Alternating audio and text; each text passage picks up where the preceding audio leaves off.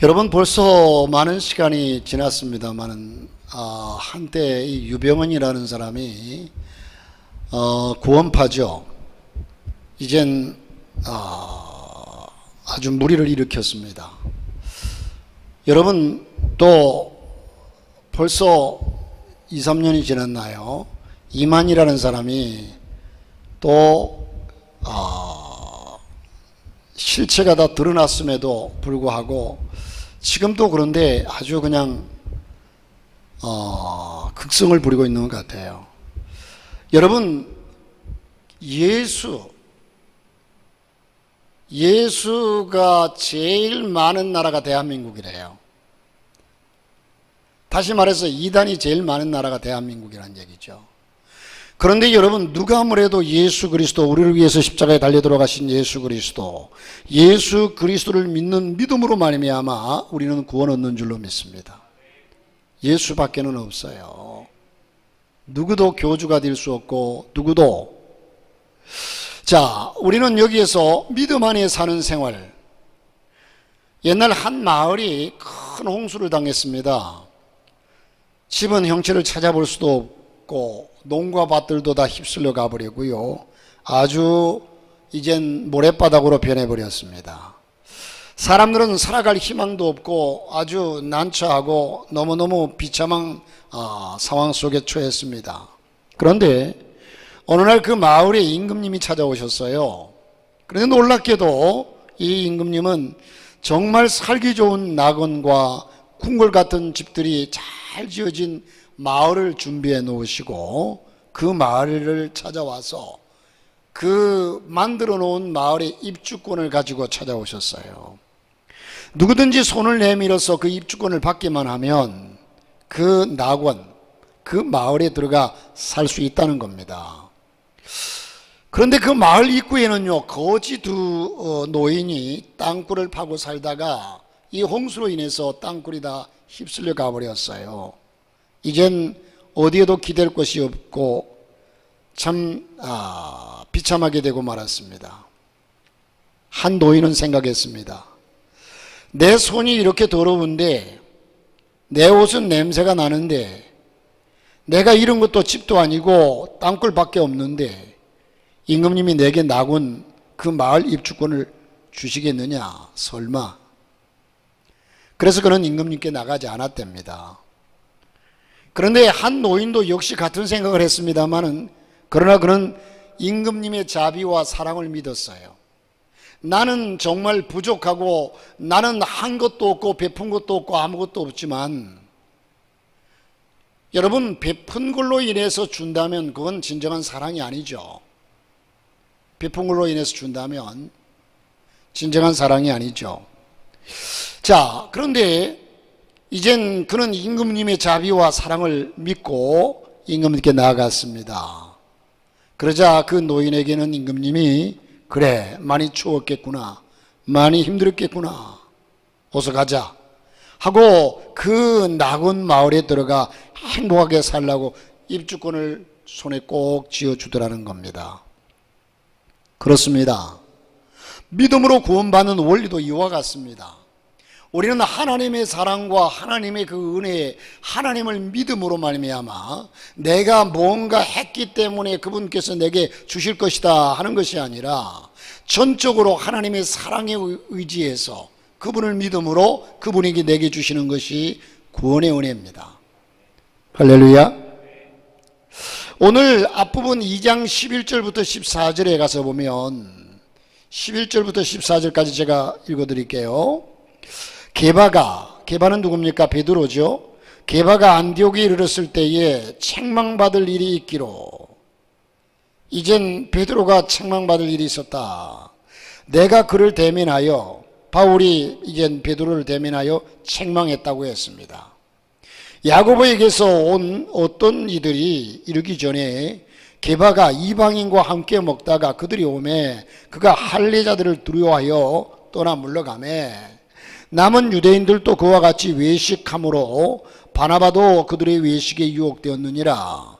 그러므로 나는 그들이 복음의 진리를 따라 바르게 행하지 아니함을 보고 모든 자 앞에서 게바에게 이르되 내가 유대인으로서 이방인을 따르고 유대인답게 살지 아니하면서 어찌하여 억지로 이방인을 유대인답게 살게 하려느냐 하였노라.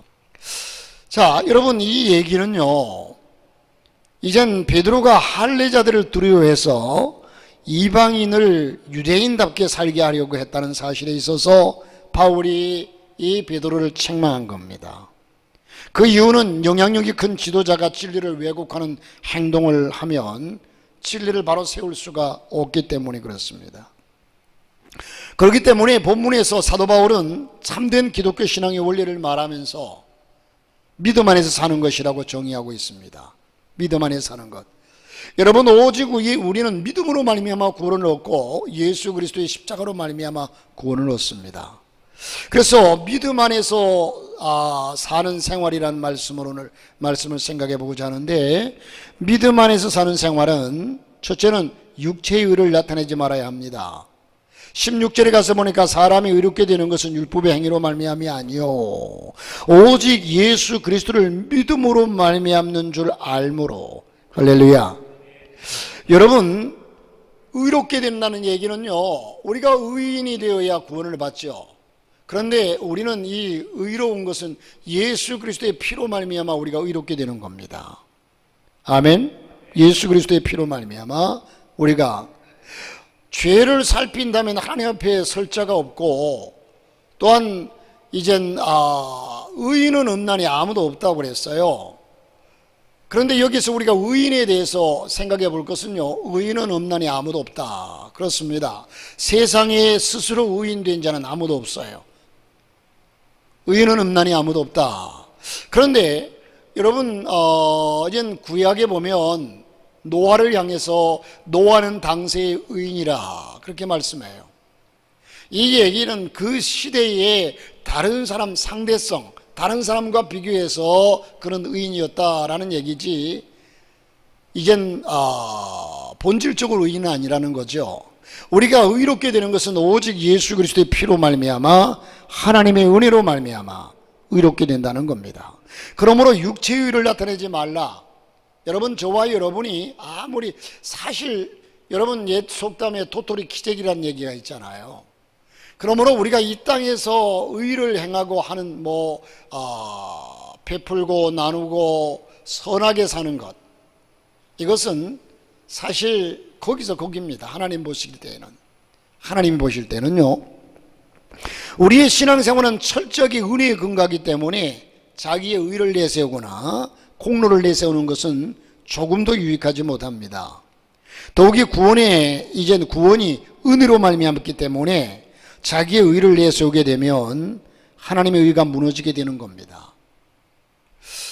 자, 여러분, 그러므로 우리는 육체의 의를 나타내지 말라. 오히려 우리는 하나님 앞에서 얼마나 부족한가를 깨달아서 그 은혜에 감사하며 믿음으로 사는 겁니다. 행위를 자랑하는 것은 은혜를 무시하는 행위임을 알아야 한다는 거죠. 여러분, 어떤 사람이 기차를 잘못 탔습니다. 그러나 그는 그 기차를 갈아탈 생각은 하지 않고 기차 안에서 착한 일을 시작했습니다. 즉, 기차 안을 청소하고 노약자를 도와주고 배고픈 자에게 음식을 사주는 등 많은 선행을 베풀었습니다. 기차 안의 승객들은 그의 선행을 칭찬했습니다. 아유, 저렇게 좋은 사람이 어디 있어? 그러나 종착역은 그가 목적했던 곳이 아닌 전혀 다른 곳에 기차는 와 있더라는 겁니다.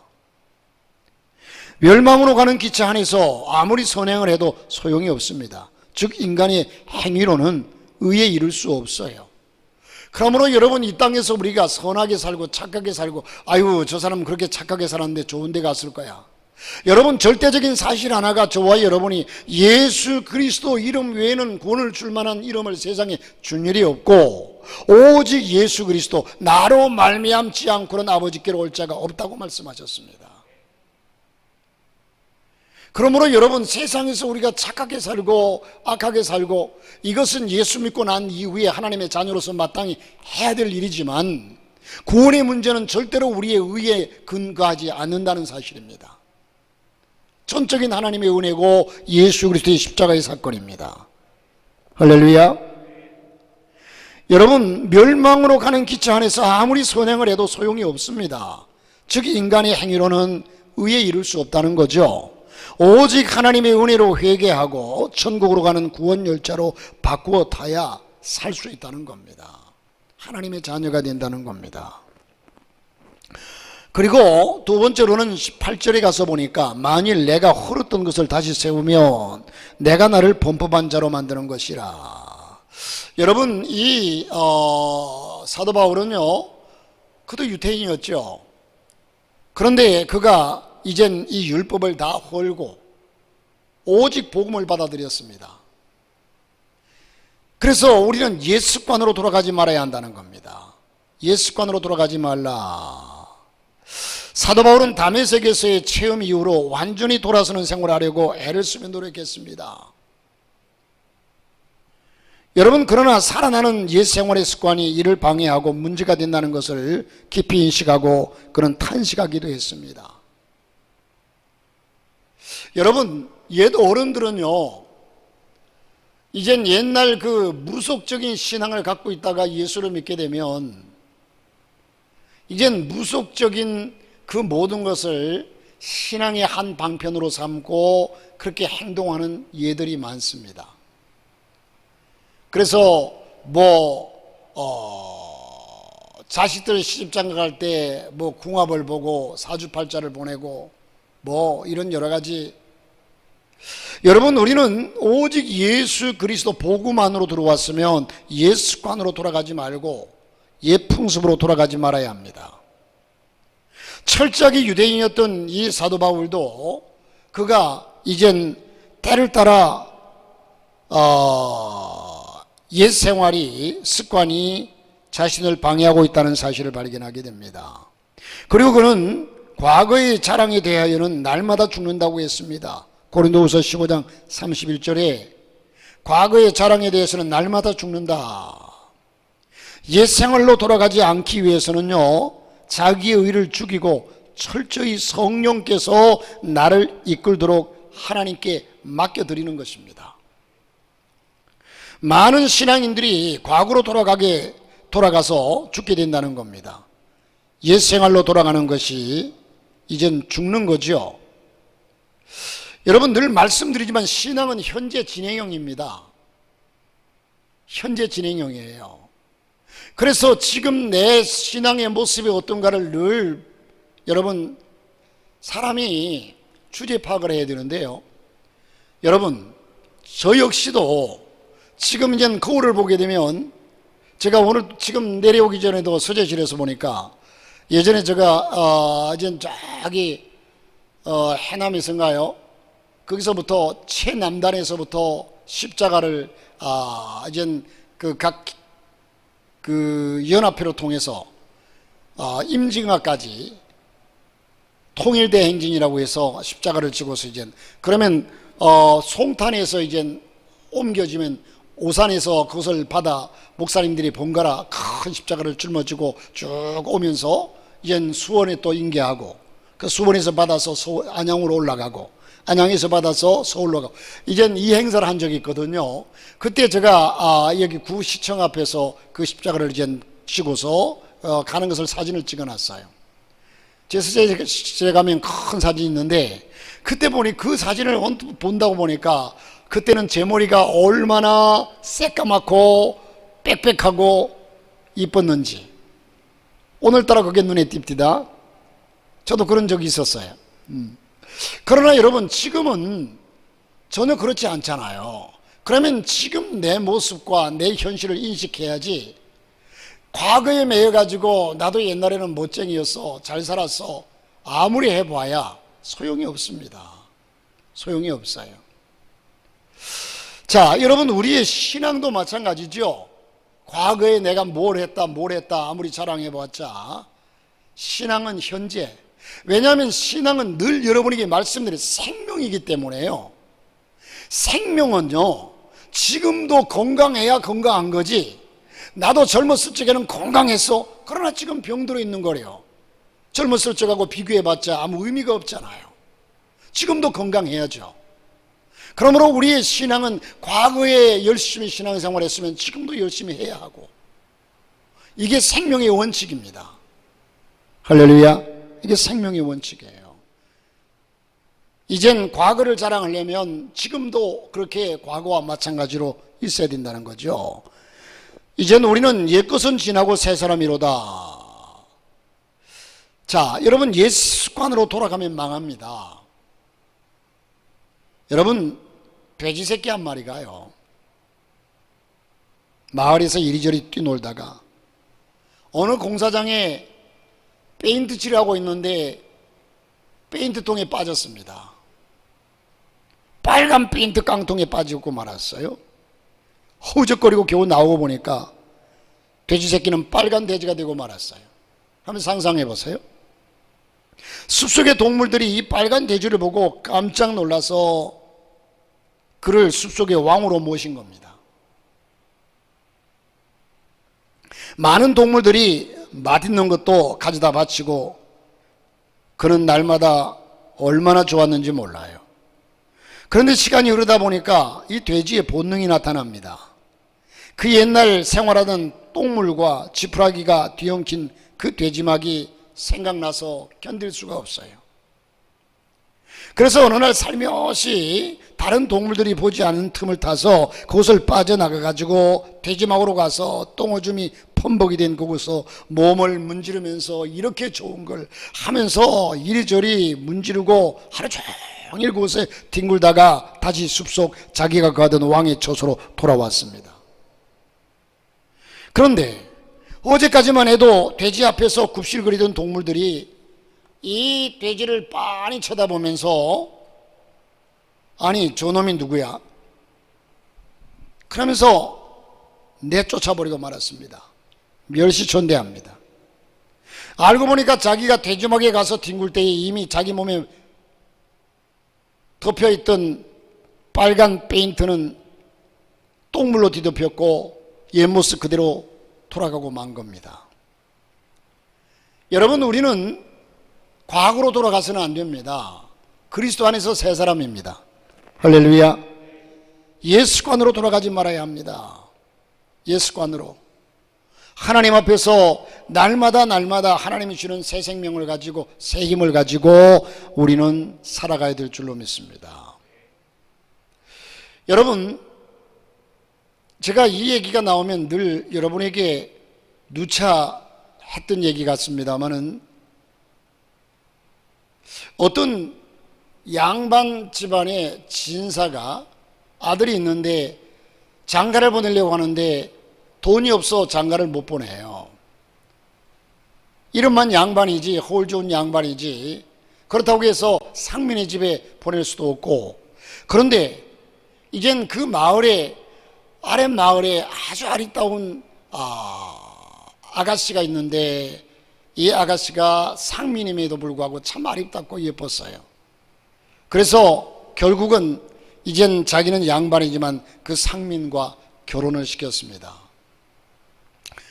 그런데 이 며느리가 된 이 아가씨는요, 이 며느리는 나쁜 습관 하나가 있었습니다.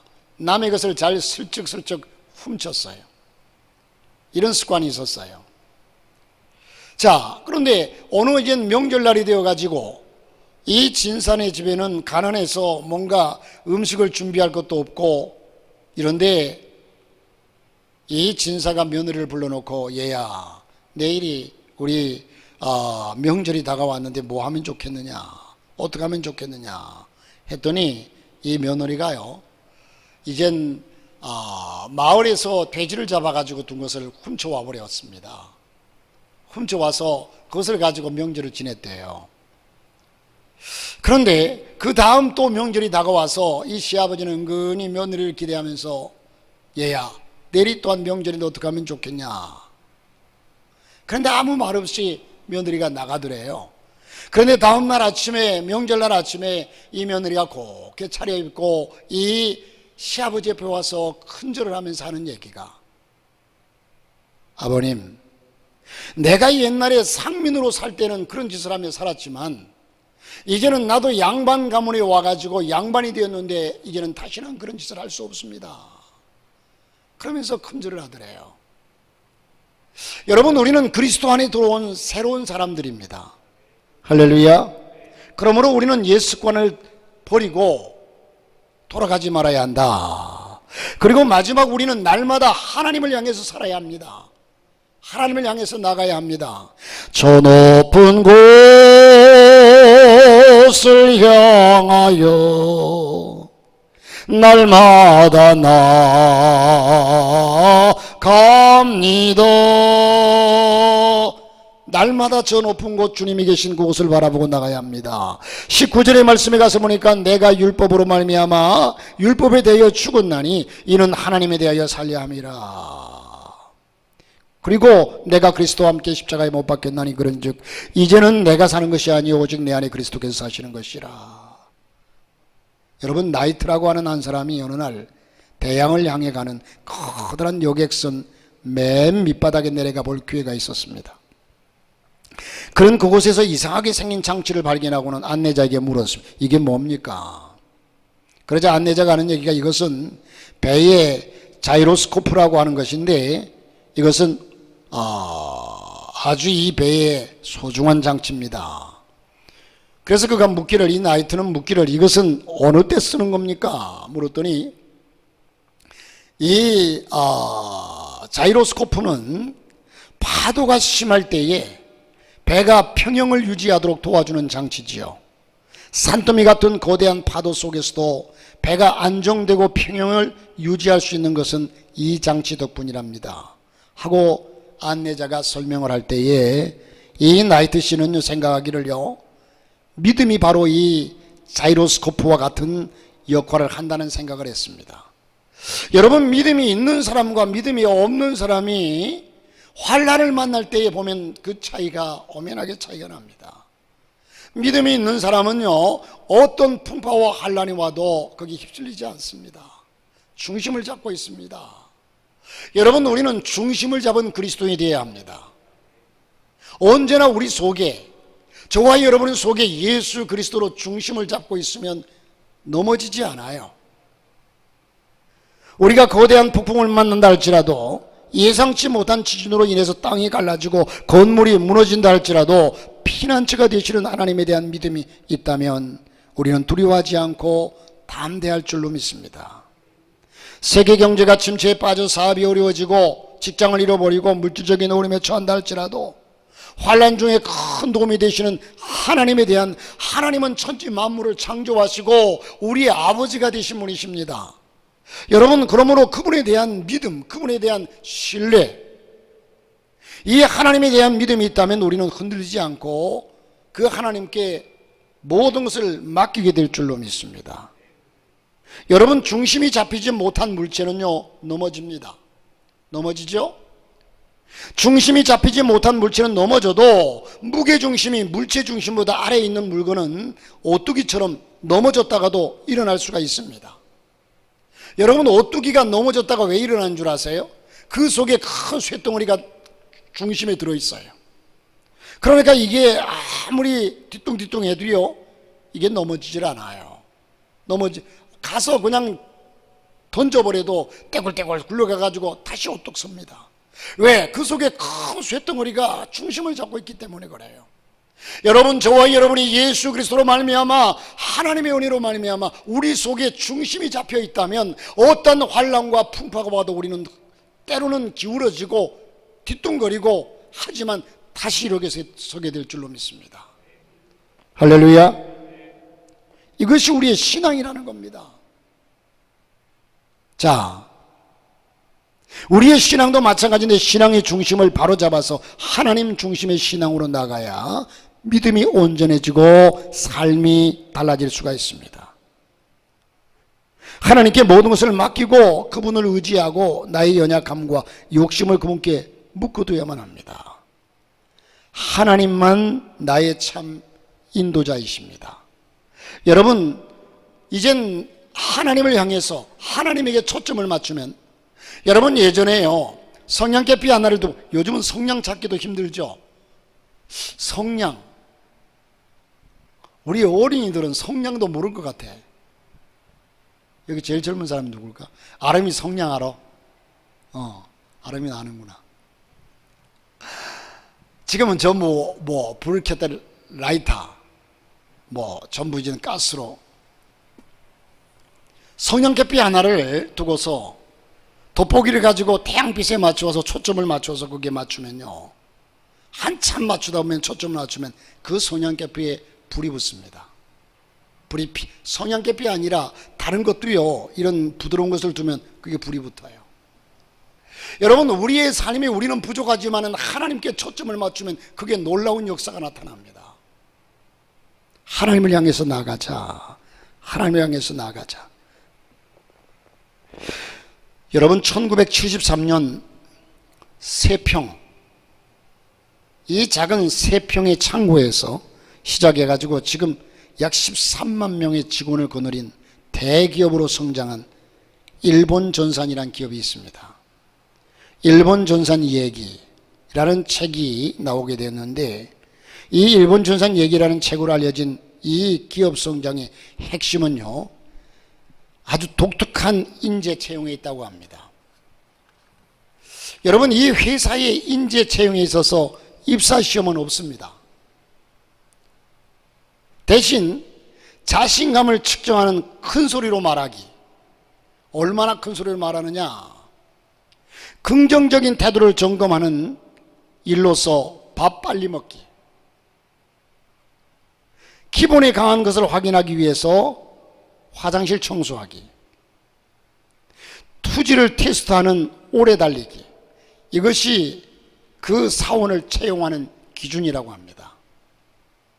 단순히 머리에 든 지식을 확인하는 것이 아니라 실천력을 테스트하는 거죠. 다시 말해서 지식형 인간이 아닌 실천형 인간을 뽑아서 이 회사가 강해질 수 있다고 합니다. 여러분, 믿음도 마찬가지입니다. 믿음은 실천이고 행함입니다. 여러분, 이 믿음을 유지하는 것은 행함이에요. 분명히 구원은 믿음으로 얻습니다. 그러므로 우리는 구원은 3단계입니다.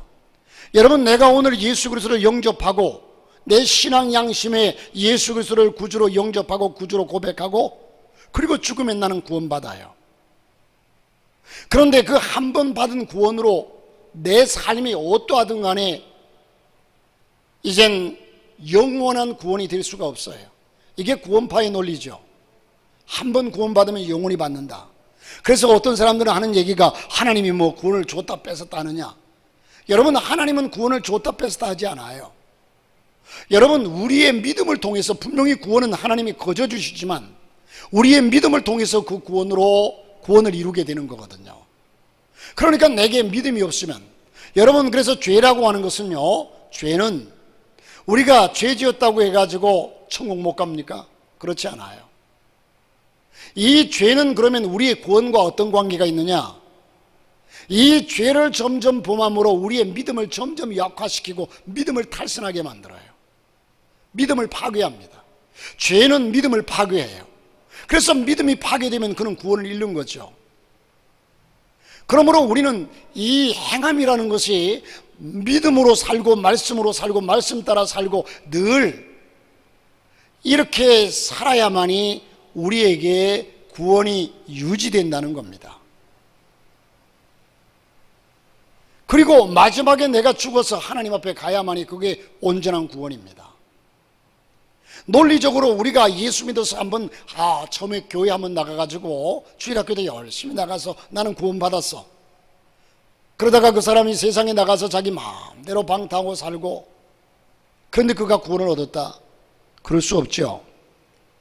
자, 여러분, 행함이 없는 믿음은 죽은 믿음입니다. 그러므로 우리의 믿음은 아는 지식형 믿음보다도 실천하는 실천에 강해하고, 지식적인 신앙인보다도 실천적인 신앙이 되어야 합니다. 실천적 신앙은 말보다도 행함이 앞섭니다. 할렐루야. 이솝 우화 중에 이런 얘기가 있습니다. 한 여우가 사냥꾼에게 쫓기다가 나무꾼을 발견하고 자기 자신을 숨겨달라고 간청을 합니다. 그러자 이 나무꾼은 자신의 오두막에 그 여우를 숨겨주었어요.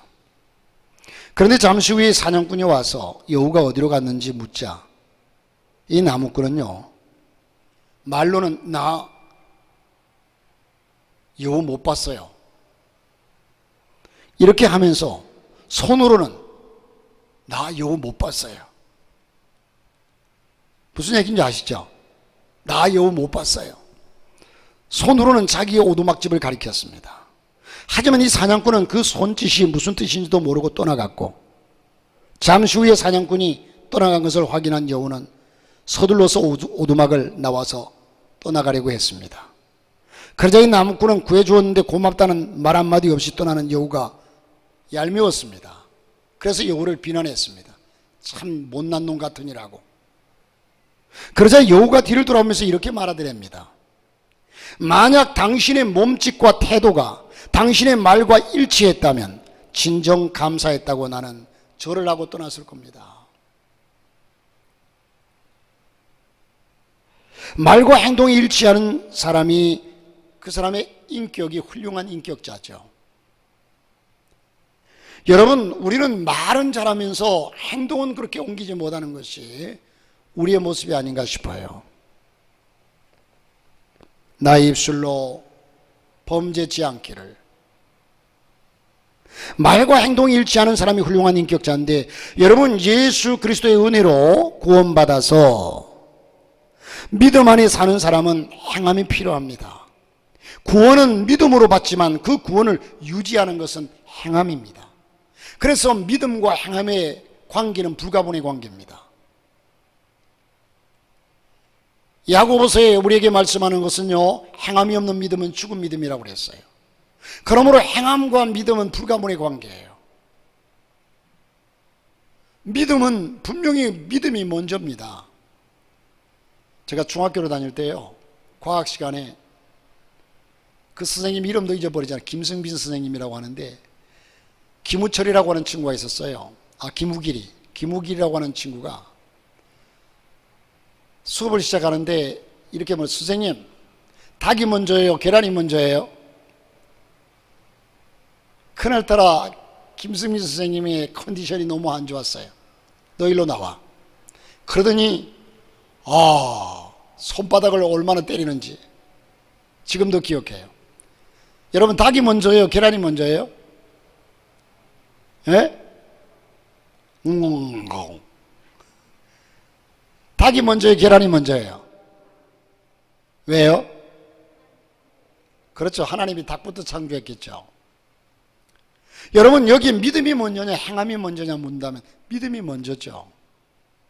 믿음이 먼저예요. 여러분, 닭이 먼저냐 계란이 먼저냐? 여러분, 여자가 남자에게서 난 것이 아니요 남자가 여자에게서 났느니라. 남자도 여자에게서 났느니라. 사도 바울이 그렇게 말했죠. 분명히 아담부터 창조하고 갈비뼈로 통해서 여자를 만들었지만, 그래서 남자와 여자는 불가분의 관계다, 서로 먼저라고 얘기할 수 없다, 이런 얘기인데, 여러분, 어쨌든 믿음이 우선이고 믿음이 먼저이고 행함이 나중이지만, 그러나 믿음과 행함은 불가분의 관계라는 거죠. 여러분, 저와 여러분이 믿음 안에서 사는 생활, 우리가 여러분 문득문득 내가 그리스도인이라는 사실을 인식해야 합니다. 나는 당연히 내 살아가는 삶의 패턴을 그대로 그냥 저 자신부터, 제가 목사임에도 불구하고 목사답지 못하는 행동들이 많거든요. 그러나 목사라는 사실을 언제나 인식하고 산다면, 예를 들어서 5번 그럴 것 3번밖에 안 그래요. 2번밖에 안 그래요. 다시 말해서 3번은 그래도 목사로서의 인식을 가지고 행동한다는 얘기죠. 온전할 수는 없어요, 사람인 이상. 여러분, 저와 여러분이 언제나 그리스도인이라는 인식을 가지고 이방인들보다 나아야 합니다. 그래야 저들에게 복음이 증거되고요. 믿음 안에서 사는 생활이 뭐냐? 다시 한번 기억하면서 믿음 안에서 승리할 수 있기를 주님의 이름으로 축복합니다.